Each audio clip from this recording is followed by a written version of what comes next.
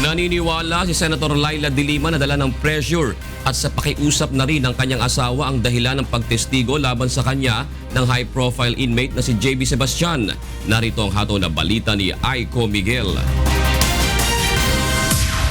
Matapos ang ilang linggong pananahimik ay humarap na kahapon si JB Sebastian sa pagdinig ng Kamara kaugnay sa umano'y illegal drug trade sa New Bilibid Prison.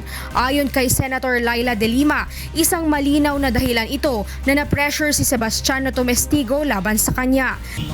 Although for the past weeks, nakakabilib din si JB Sebastian dahil hindi, pinanindigan niya, hindi siya kaagad na kumbinsi.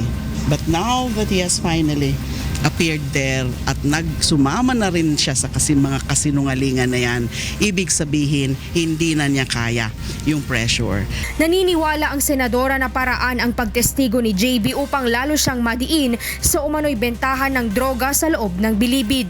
Dagdag pa nito, mismong ang may bahay ni JB ang nagsabi na ito na mismo ang nakiusap na magsalita na ang asawa laban sa kanya. Na yung mismong asawa niya, per my very A1 source, ay nagplead na sa kanya, nakikiusap na sa kanya, nagmamakaawa na sa kanya, na sundin na yung gusto nilang gawin.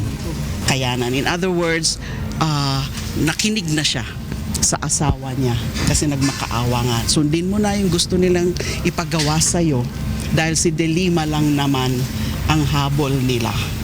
Maiintindihan din naman yan ni Senator De Lima later.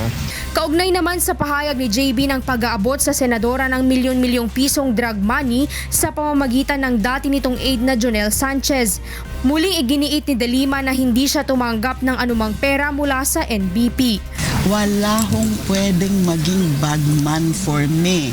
Whether security ko, whether staff ko, whether kamag-anak ko, wala hong pwedeng bagman dyan dahil I do not go for that. I don't receive any drug money. I did not and will not ever receive any money from an act of corruption.